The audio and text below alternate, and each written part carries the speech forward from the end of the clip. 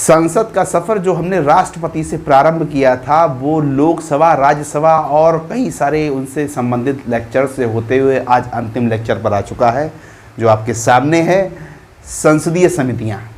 देखिए, आज हम संसदीय समितियों के विषय में आपसे चर्चा करेंगे।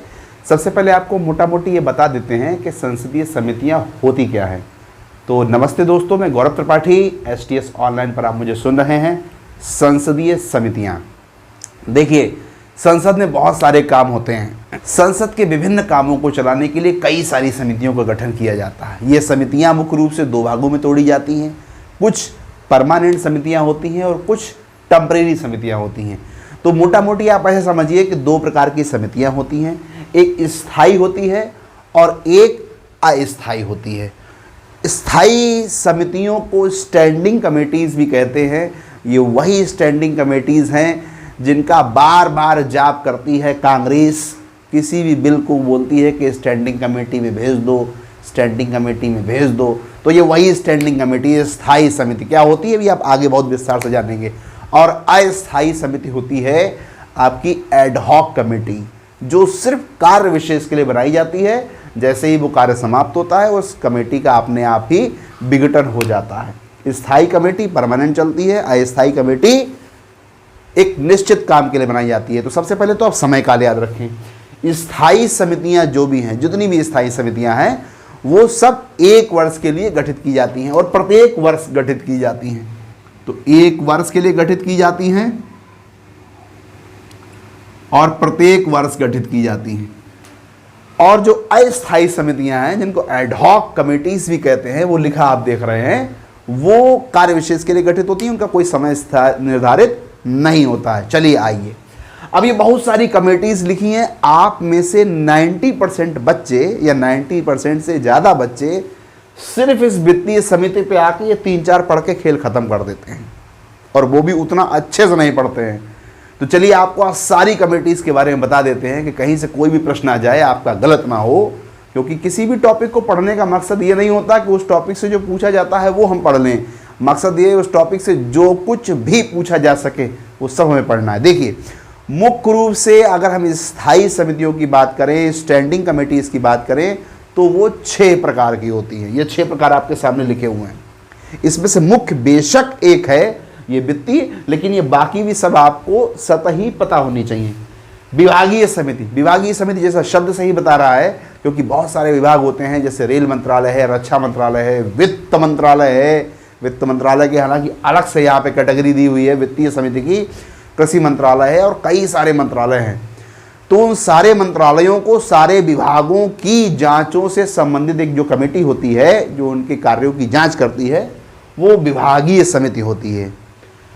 जांच समिति, जांच समिति में जनता से संबंधित मुद्दे होते हैं, जनता की समस्याएं, जनता के प्रश्न, इन सब से संबंधित जो समिति होती है संसद की, वो जांच समिति है जो जनता की समस्याओं की जांच करती है।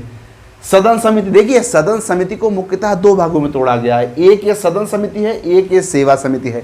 ये सदन समिति और सेवा समिति दोनों अलग अलग नामों से प्रदर्शित अवश्य हो रही हैं, लेकिन इनके भाव लगभग एक जैसे हैं। देखिए यहाँ पे सदन समिति में हम सदन का कार्य, सदन की कार्यशैली, सदन के नियम, सदन के कायदे, सदन के कानून, ये सब पढ़ते हैं। अर्थात सदन का नियम, कायदा, कानून, कार्यशैली सब कुछ कौन निर्धारित करेगा? सदन समिति निर्धारित करेगी। सदन समिति का काम होता है सदन के अंदर की पूरी नियमावली तैयार करना, ठीक है। परीक्षण समिति क्या होता है? चलिए परीक्षण बाद में बताते हैं। आपको सदन समिति बताया, इसके साथ ही सेवा समिति बता देते हैं। ये भी सदन से ही जुड़ी होती है, लेकिन ये उन माननीयों से जुड़ी होती है जो सदन में बैठते हैं। सांसदों का वेतन रातों रात बढ़ जाता है। उपराष्ट्रपति, राष्ट्रपति का वेतन, अभी राष्ट्रपति जी का वेतन कुछ समय पहले सीधे डायरेक्ट रातों रात 5 लाख रुपए हो गया। तो ये कौन बढ़ाता है? इस वेतन की बढ़ोतरी को, भत्तों की बढ़ोतरी को कौन बढ़ाता है या कौन सिफारिशें प्रस्तुत करता है? ये सेवा समिति। तो सेवा समिति सांसदों की, संसद के सदस्यों की वेतन, भत्तों, उनको फर्नीचर में मिलने वाले भत्ते, उनको टेलीफोन में मिलने वाले भत्ते, उनको यातायात में मिलने वाले भत्ते, इन सब के बढ़ोतरी घटोतरी की जांच करती है। और घटोतरी की तो जांच कम ही करती है, बढ़ा ही देती है। तो ये सेवा समिति आप नाम से समझ जाइए, ये सांसदों की सेवा के लिए बनाई जाती है। और ये आपकी कितनी अच्छी से सेवा करते हैं वो तो आप जानते ही हैं बहुत अच्छे तरीके से। सेवा समिति, सदन समिति मिलाकर पढ़े। परीक्षण समिति, देखिए परीक्षण समिति में बहुत सारी समितियां बनाई जाती हैं, जैसे अनुसूचित जाति के लिए अलग समिति, महिलाओं के लिए अलग समिति। तो यहाँ पे अलग अलग विषयों की समस्याओं के लिए, अलग अलग वर्गों की समस्याओं के लिए, उनकी समस्याओं का परीक्षण करने के लिए समिति बनाई जाती है। मुख्यतः यहाँ पे जो आपको याद रखनी है परीक्षण समिति में, वो अनुसूचित जाति और अनुसूचित जनजाति की समस्याओं से संबंधित जो समिति होती है वो यह परीक्षण समिति होती है, वो ही परीक्षण करती है। ठीक है, तो ये आपकी 5 शॉर्ट टर्म समितियां हो गई। अब उस पर आइए जिसको आप बहुचर्चित तरीके से जानते भी हैं और पढ़ते भी हैं, वित्तीय समिति। देखिए सारा काम पैसे से, वित्त से। इससे पहले आपने पढ़ा, इससे पहले वाले लेक्चर में धन विधेयक, वित्त विधेयक, तो सारा खेल और सारा दारोमदार ही पैसे का है। तो वित्तीय समिति बहुत कायदे से बनाई भी जाती है, काम भी करती है और पढ़ते भी हैं आप कायदे से। तो मोटा मोटी सबसे पहले याद रखें कि वित्तीय समिति 3 प्रकार की होती है, प्राकलन या आकलन समिति, लोक लेखा समिति और तीसरा सरकारी उपक्रम समिति। अब देखिए एक एक करके आपको समझाते हैं। प्राकलन समिति, सबसे आपको इसमें याद क्या क्या रखना है, मोटा मोटी आप सबसे पहली चीज याद रखें कि इन तीनों समितियों में सदस्य कितने हैं, किस सभा के कितने सदस्य हैं, यानी लोकसभा के कितने हैं, राज्यसभा के कितने हैं, इनका काम क्या है और ये रिपोर्ट कैसे देते हैं। ये 3 चीजें याद रखनी है, सदस्य कितने हैं, क्या काम करती हैं, रिपोर्ट कैसे देती हैं। 3 चीजों से ही सवाल आपको पेपर में मिल जाएगा। आइए, तो प्राकलन समिति जिसे आकलन समिति भी कहते हैं, 1950 में, 1950 जो स्वतंत्रता प्राप्त हुई थी एकदम, इसका गठन हुआ था। पहले आम चुनाव बाद में हुए थे। जॉन मथाई साहब एक थे उस टाइम वित्त मंत्री, तो जॉन मथाई साहब की अध्यक्षता में एक कमेटी बनाई गई थी, उनकी सिफारिशों पे इस प्राकलन समिति का गठन हुआ था। अब प्राकलन समिति के इतिहास के बारे में थोड़ा आपको बता दें। प्रारंभ में प्राकलन समिति में 25 सदस्य हुआ करते थे। प्रारंभ में प्राकलन समिति में 25 सदस्य हुआ करते थे जब ये 1950 में गठित की गई थी प्रारंभ में। लेकिन 1956 में 6 वर्ष बाद इसमें 5 सदस्यों की संख्या और बढ़ा दी गई और वर्तमान में तब से आज तक इसमें 30 सदस्य होते हैं। याद क्या क्या रखना है, इसमें 30 सदस्य होते हैं और 30 के 30 लोकसभा के होते हैं। राज्यसभा का कोई सदस्य नहीं होता। देखिए राज्यसभा का सदस्य क्यों नहीं होता, इसको आप मोटा मोटी समझने के लिए ऐसे समझ सकते हैं। प्राकलन समिति बजट पे आकलन का अनुमान लगाती है, बजट पे आकलन का अनुमान लगाती है। आप इसे थोड़ा सा लिंक करके देखें अगर धन विधेयक से, तो वहां धन के विषय में क्या राज्यसभा को कोई पावर्स दी गई थी, नहीं दी गई थी। तो जब धन विधेयक में यानी धन से संबंधित विधेयकों में राज्यसभा को कोई पावर नहीं दी गई, ठीक उससे आप लिंक करके देखें तो आप बहुत आसानी से आप समझ सकते हैं कि यहाँ पे राज्यसभा में 0 सांसद क्यों रखे गए, 0 सदस्य क्यों रखे गए। तो ये वित्त से संबंधित मैटर होता है। प्राकलन यानी कि आकलन करना, किसका आकलन करना, बजट के बाद। भाई आकलन कब होता है, जैसे आपको दिल्ली घूमने जाना है, आपको पटना घूमने जाना है, आपको ग्वालियर घूमने जाना है, तो पहले आप प्लानिंग बनाएंगे ना कि हमको घूमने जाना है और फिर बजट का निर्धारण करेंगे, या पहले ही आप कहेंगे कि हम पे 20,000 रुपया है और हम कहाँ घूमने जाएं। तो पहले आप प्लानिंग बनाएंगे ना कि हमको करना क्या है, फिर बजट का आकलन करेंगे। तो ये बजट के प्राकलनों की जांच करता है। पहले बजट आया, बजट पेश होता है, अब बजट आने के बाद बजट में जो प्रावधान दिए हुए हैं उन प्रावधानों की जांच करता है। कौन जांच करता है, प्राकलन समिति। मोटी मोटी चीजें क्या याद रखनी है, राज्यसभा का कोई सदस्य नहीं होता, 30 सदस्य होते हैं, वो भी लोकसभा के होते हैं। सबसे बड़ी स्थायी समिति है, सबसे बड़ी संसदीय समिति नहीं है, सबसे बड़ी स्थायी समिति है। सबसे बड़ी समिति तो आप आगे पढ़ेंगे जो अस्थायी में आती है। 30 सदस्य होते हैं, कोई भी मंत्री इसका सदस्य नहीं हो सकता। यह मोटी बात याद रखें, कोई मंत्री इसका सदस्य नहीं होगा। अभी बताया बजट के प्राकलनों की जांच करना, और बजट के प्राकलनों की जांच करने के बाद यह देखना कि कोई अगर मितव्ययता बरती गई है, अगर किसी प्रकार की किफ़ायत के लिए सुझाव देना आवश्यक पड़ रहा है, बजट में अगर किफ़ायत की किसी भी प्रकार की कोई गुंजाइश है तो उसके सुझाव देना। तो सार्वजनिक व्यय में किफ़ायत के लिए सुझाव देना इसका काम है। बजट के बाद बजट में जो प्रावधान किए गए हैं, यानी बजट के जो प्राकलन है, बजट में जो आकलन किया गया है, वो सही है या नहीं। जैसे सरकार ने तो कह दिया कि हाँ फलाना योजना में 4,000 करोड़ रुपया लगेगा। अब सरकार को पहले से पता है कि लगेगा तो 2,000 करोड़, लेकिन वो बजट ही खींच के बढ़ा के बता रहा है 4,000 करोड़ लगेगा। आधा आधा सीधा किया सरकार ने पूरा। तो ये समिति क्या करती है, प्राकलन समिति क्या करती है, ये बस वही काम करती है कि यह देखेगी कि बजट में जो प्रावधान दिए गए हैं उस संबंधित काम को करने के लिए, जिसमें सरकार द्वारा बताया जा रहा है कि 4,000 करोड़ लगेंगे, क्या वास्तव में 4,000 करोड़ लगेंगे, तो वो जांच करती है आपकी प्राकलन समिति। इसका एक अन्य नाम होता है सतत किफायत समिति, क्योंकि ये किफायत के सुझाव देती है, इसलिए इसका एक अन्य नाम सतत किफायत समिति भी है। अंडरलाइन करें, याद करें। तो मैं समझता हूं आप अच्छे समझ गए प्राकलन समिति का मतलब। प्राकलन यानी आकलन, आकलन का मतलब एस्टीमेट, एस्टीमेट कमेटी, आकलन करना। किस चीज का आकलन करना, बजट में जो कुछ प्रस्तुत किया गया है उनका आकलन करना। ठीक है, आइए लोक लेखा समिति। मोटा मोटी आप समझिए कि प्राकलन समिति और लोक लेखा समिति बस इतना अंतर है, मोटे मोटे दो अंतर हैं। पहला कि प्राकलन में राज्यसभा के सदस्यों को कोई स्थान नहीं दिया गया, और दूसरा कि प्राकलन समिति सिर्फ धन की जांच करती है कि जो उन्होंने एस्टीमेट तैयार किया है वो एस्टीमेट सही है, आकलन सही है या नहीं है बजट में। और लोक लेखा समिति ये निर्धारित करती है कि वो धन सही से लगा या नहीं लगा। भाई पहले तो यह तय करना है कि आकलन सही से हुआ या नहीं हुआ। ठीक है, आकलन सही से हो गया, बाद में ये भी तो कोई कमेटी देखेगी कि आकलन के बाद वो धन भी सही से लगा या नहीं लगा उस योजना में, तो वो देखना काम होता है लोक लेखा समिति का। इसमें दोनों ही सदनों के यानी राज्यसभा के और लोकसभा के सदस्य होते हैं। अनुपात होता है 2:1।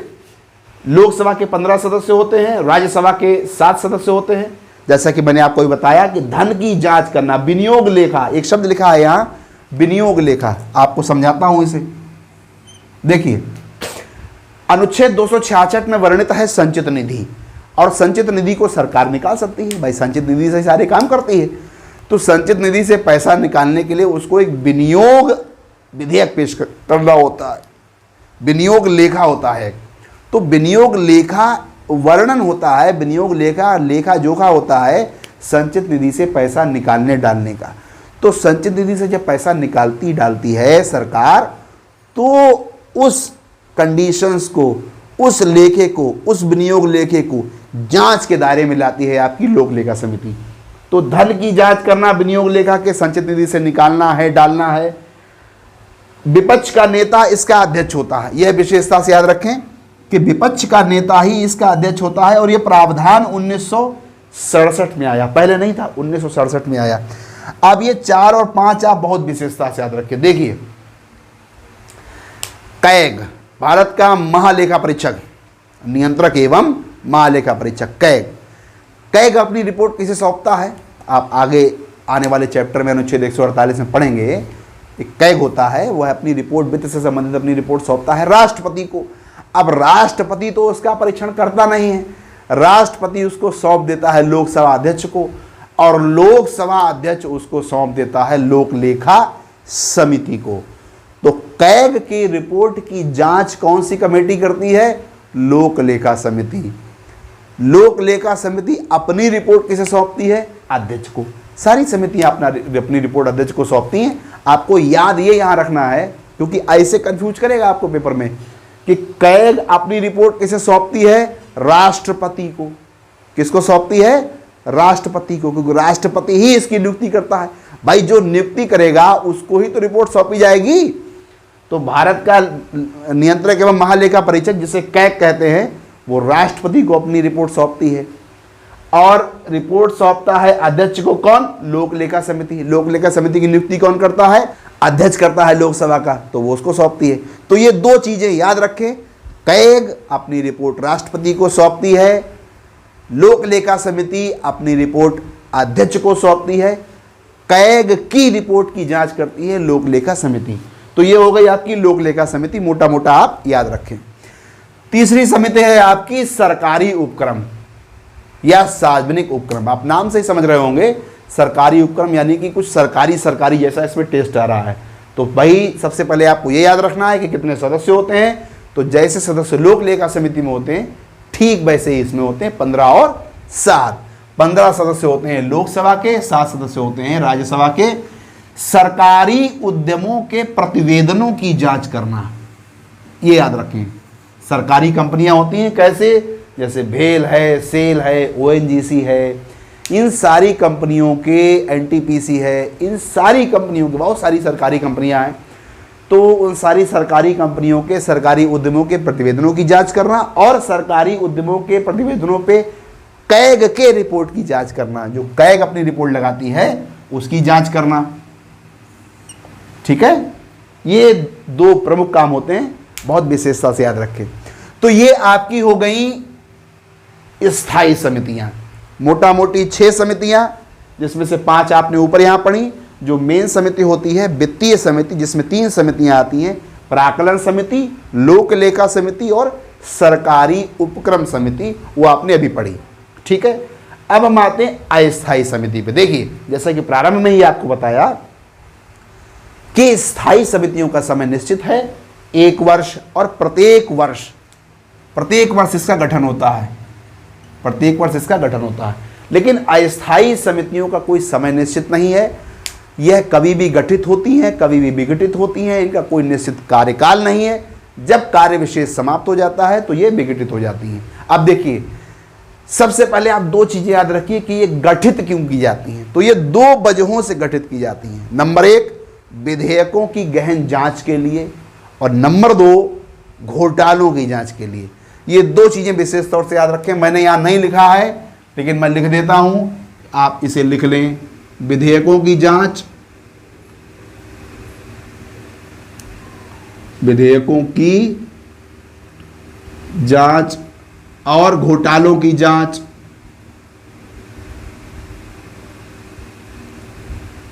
घोटालों की जांच। अब देखिए, ये जो प्रारंभ की 2 हैं, प्रवर और संयुक्त प्रवर, ये विधेयकों की जांच करती हैं, और जो बाद की 2 हैं, संसदीय और संयुक्त संसदीय, ये आपके घोटालों की जांच करती हैं। अब आपको थोड़ा सा उदाहरण देके भी समझाएंगे तो समझ में आ जाएगा बहुत आसानी से।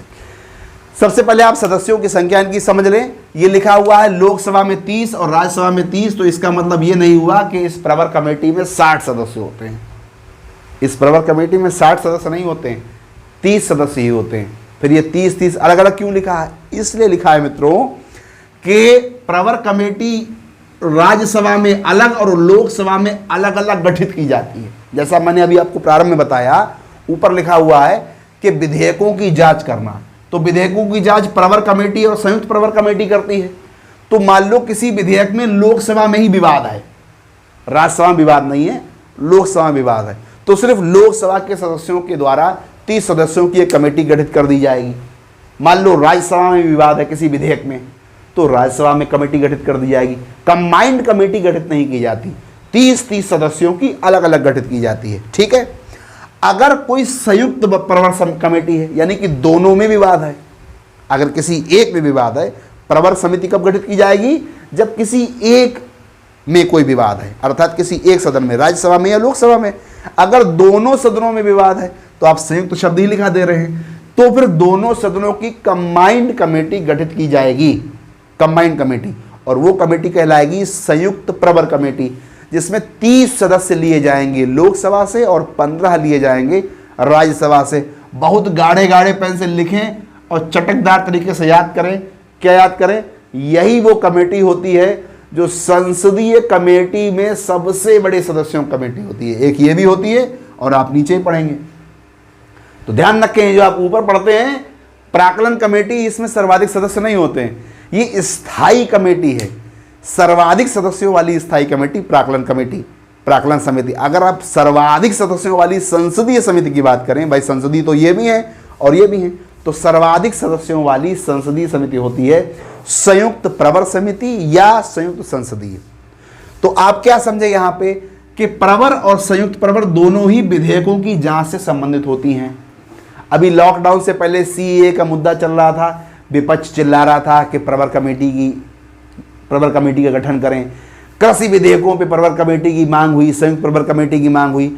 तो जो भी विधेयक अड़ंगे में आते हैं, जिन विधेयकों पे भी प्रश्नवाचक चिन्ह लगते हैं, जिन विधेयकों पे भी कुछ इस प्रकार के नकारात्मक स्थितियां पैदा हो जाती हैं कि जहां पे जांच की आवश्यकता है, तो वहां पे अध्यक्ष महोदय द्वारा, भाई प्रत्येक कमेटी का गठन कौन करता?